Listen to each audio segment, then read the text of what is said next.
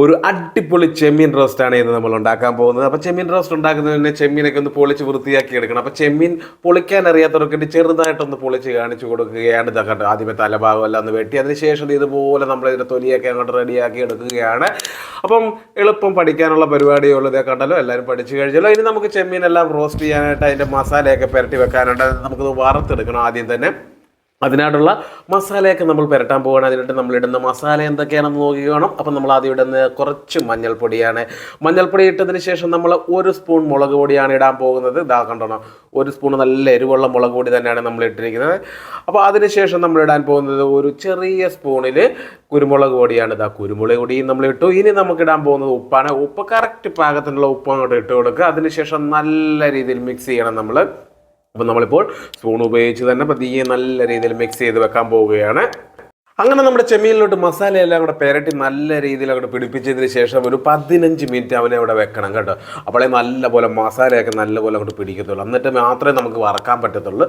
അപ്പോൾ അതുകൊണ്ടൊരു 15 മിനിറ്റ് നമ്മൾ അവനെ അവിടെ വെക്കുവാണ്. ഇതാ മസാലയൊക്കെ പിടിച്ച് ഒരു 15 മിനിറ്റ് കഴിഞ്ഞിട്ടുണ്ട്. ഇപ്പോൾ അടിപൊളിയായിട്ടിരിക്കുന്നില്ലേ. നമ്മൾ ആദ്യം പുരട്ടി വെച്ച കണക്കല്ല കേട്ടോ, ചെമ്മീൻ നല്ലപോലെ മസാലയൊക്കെ പിടിച്ചിട്ടുണ്ട്. ഇനി നമുക്കിതിന് വേണ്ടി ആവശ്യമുള്ള സംഭവങ്ങൾ എന്തൊക്കെയാണെന്ന് നോക്കാം. നമുക്ക് ഒരു തക്കാളി എടുത്തിട്ടുണ്ട്, ചെറിയ ഉള്ളി ഒരു 20 എണ്ണം എടുത്തിട്ടുണ്ട്, നമ്മൾ കറിവേപ്പില എടുത്തിട്ടുണ്ട്, ഒരു സവാള എടുത്തിട്ടുണ്ട്, തേങ്ങാക്കൊത്ത് എടുത്തിട്ടുണ്ട്, പിന്നെ ഇഞ്ചി, വെളുത്തുള്ളി, ഇത്രയാണ് നമ്മൾ എടുത്തിരിക്കുന്നത് കണ്ടോ.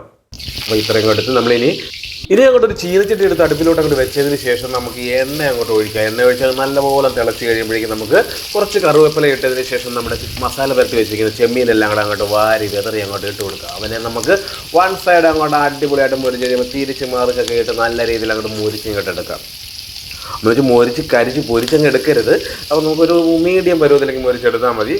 1 സൈഡ് അങ്ങോട്ട് മുരിഞ്ഞതിന് ശേഷം നമുക്ക് ഇവനെ അങ്ങോട്ട് തിരിച്ചിട്ട് കൊടുക്കാം. തിരിച്ചിടുമ്പോൾ തന്നെ നല്ല അടിപൊളി മണമൊക്കെയാണ്. സംഭവം ഏകദേശം അടിപൊളിയായി വരുന്നുണ്ട്. അപ്പോൾ ഇനി ആ 1 സൈഡും കൂടെ ഇനി ഏകദേശം ഒന്ന് മുരിഞ്ഞ് കഴിയുമ്പോഴേക്കും നമുക്ക് ഇവനെ കോരണം. അപ്പം നമ്മുടെ ചെമ്മീൻ ഏകദേശം ഫ്രൈ ആയിക്കൊണ്ടിരിക്കുകയാണ്. അപ്പോൾ നല്ല അടിപൊളി മണമാണ് നമ്മൾ ഫ്രൈ ആയിക്കൊണ്ടിരിക്കുമ്പോൾ തന്നെ വരുന്നത്. ഇത് നമുക്ക് കുറച്ചും കൂടെ ഒന്നായി കഴിഞ്ഞാൽ നമുക്ക് എടുക്കാവുന്നതേ ഉള്ളൂ. അപ്പോൾ ഏകദേശം റെഡി ആയിട്ടുണ്ട്. ഇനി നമ്മൾ കോരാൻ പോവുകയാണ്. അടിപൊളിയായിട്ട് സംഭവം റെഡി ആയിട്ടുണ്ട് കണ്ടോ. അപ്പോൾ നമുക്കിനി അത് കോരിയതിന് ശേഷം അടുത്ത ട്രിപ്പ് നമുക്ക് ഇടാം. അപ്പോൾ എല്ലാം കൂടെ ഒന്നിച്ചിടാൻ പറ്റാത്തതുകൊണ്ട് നമ്മൾ രണ്ടാമത്തെ ട്രിപ്പ് ഇടുവാണ്. അപ്പോൾ രണ്ടാമത്തെ ട്രിപ്പ് നമ്മൾ ചെമ്മീൻ ഇട്ട് കഴിഞ്ഞത് അതും നമ്മൾ കോരിയെടുത്ത് കണ്ടോ റോസ്റ്റാക്കി വെച്ചിട്ടുണ്ട്. അപ്പോൾ നമുക്ക് എത്രയും വറുത്ത് കഴിഞ്ഞപ്പോൾ നമുക്ക് കിട്ടിയതാണ്. ഇനി നമുക്ക് വറുത്തതിൻ്റെ എണ്ണ കുറച്ചുണ്ടായിരുന്നു, അത് നമ്മൾ ഒഴിച്ച് ബാക്കി എണ്ണയും കൂടെ ഒഴിച്ചിട്ട് നമ്മൾ കറി റെഡിയാക്കാൻ പോവുകയാണ്. അപ്പോൾ നമ്മുടെ എണ്ണയൊന്ന് തിളച്ച് കഴിഞ്ഞാൽ ഉടനെ തന്നെ നമുക്ക് നമ്മുടെ ഇഞ്ചി അങ്ങോട്ട് ഇട്ട് കൊടുക്കാം എണ്ണയിലോട്ട്. ഇഞ്ചി നമ്മൾ ചെറിയ കുരുവിനാന്നരിഞ്ഞ് വെച്ചിട്ടുണ്ട്. മാക്സിമം ചെറുതാക്കി തന്നെ ഇഞ്ചി നമ്മൾ അരിയണം.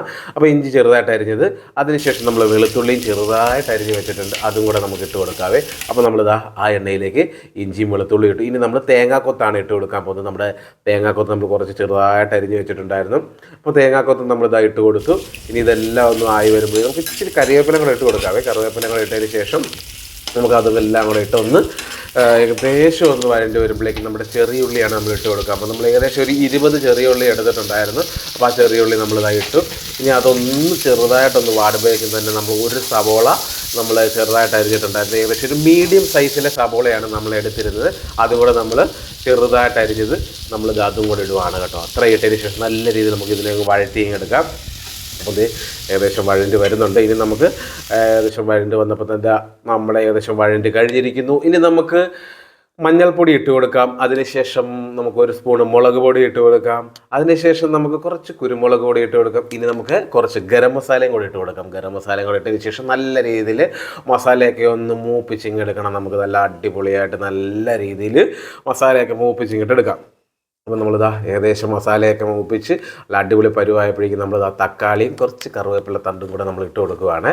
അപ്പോൾ ഇനി നമുക്ക് നല്ലപോലെ ഈ തക്കാളി നല്ലപോലെ ഇതിലങ്ങോട്ട് ഉടഞ്ഞങ്ങ് ചേരുന്ന രീതിയിൽ നമുക്കൊന്ന് എണ്ണയിൽ തന്നെ അങ്ങ് വഴറ്റണം. വേറെ വെള്ളമൊന്നും ഇപ്പോൾ ഒഴിക്കരുത്.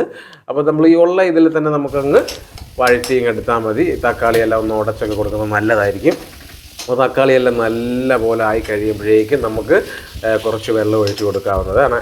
അപ്പോൾ നമ്മളിതാ ഏകദേശം തക്കാളി എല്ലാം വഴണ്ടിട്ടുണ്ട്. നമുക്കിനി വെള്ളം ഒഴിച്ച് കൊടുക്കാം. വെള്ളം നല്ലപോലെ ഒഴിക്കരുത്, കുറച്ച് വെള്ളം ഒഴിച്ച് കൊടുത്തതിന് ശേഷം നമ്മുടെ ഇതിനാവശ്യമായിട്ടുള്ള വെള്ളമേ ഒഴിക്കാവുള്ളൂ. അപ്പോൾ നമ്മൾ കുറച്ച് വെള്ളം ഒഴിച്ചു. ഇനി നമുക്ക് ആ ചെമ്മീൻ ഫ്രൈ ചെയ്തത് അങ്ങോട്ട് ഇട്ട് കൊടുക്കാം. അപ്പം നമുക്കിനി ചെമ്മീൻ ഫ്രൈ ചെയ്തത് അങ്ങോട്ട് ഇട്ട് കൊടുത്തതിന് ശേഷം മസാലയെല്ലാം കൂടെ ഒന്ന് മിക്സ് ചെയ്ത് അങ്ങോട്ട് വെക്കാം കേട്ടോ.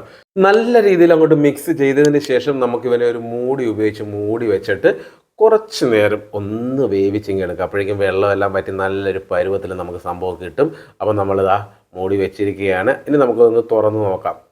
അപ്പോൾ ഇതാ നമ്മുടെ ചെമ്മീൻ റോസ്റ്റ് ഇവിടെ റെഡിയായി കഴിഞ്ഞു. നല്ല അടിപൊളി പരുവത്തിൽ നമുക്ക് കിട്ടിയിട്ടുണ്ട്. ആവശ്യത്തിനുള്ള ഗ്രേവിയും എല്ലാം ഉണ്ട് നമുക്ക്. അപ്പോൾ നമുക്കിത് അപ്പത്തിൻ്റെ കൂടെ ആയാലും ചപ്പാത്തിയുടെ കൂടെ ഒക്കെ കഴിക്കാം. നമ്മളിപ്പോൾ ചപ്പാത്തിയുടെ കൂടെയാണ് കഴിക്കാൻ പോകുന്നത്. അപ്പോൾ നമുക്ക് നോക്കാവേ. അപ്പോൾ നല്ല അടിപൊളി ടേസ്റ്റ് ആയിരിക്കും. നല്ല സൂപ്പറായിട്ടാണ് നമുക്ക് ചെയ്ത് കിട്ടിയിരിക്കുന്നത് സംഭവം. അപ്പോൾ നമുക്കിത് എങ്ങനെ ഉണ്ടെന്നൊന്ന് ടേസ്റ്റ് ചെയ്ത് നോക്കാം. അപ്പോൾ നമ്മളിത് ചപ്പാത്തിയുടെ കൂടെയാണ് ഇത് ടേസ്റ്റ് ചെയ്യാൻ പോകുന്നത്. പിന്നെ ഒരു കാര്യം, എല്ലാവരും ഇതുപോലെ ഒന്ന് ചെയ്തതിന് ശേഷം നമ്മുടെ കമൻറ്റ് ബോക്സിൽ ഒരു കമൻറ്റ് ഇട്ടേക്കണം. പിന്നെ നമ്മുടെ സ്വന്തം ചാനലായ ടോണിച്ചേട്ടൻ ബ്ലോഗ്സ് എല്ലാവരും സബ്സ്ക്രൈബ് ചെയ്യുക, ഷെയർ ചെയ്യുക, ലൈക്ക് ചെയ്യുക. അപ്പം നമുക്കിനി വീണ്ടും ഒരു അടിപൊളി വീഡിയോയുമായി കാണാം. നന്ദി.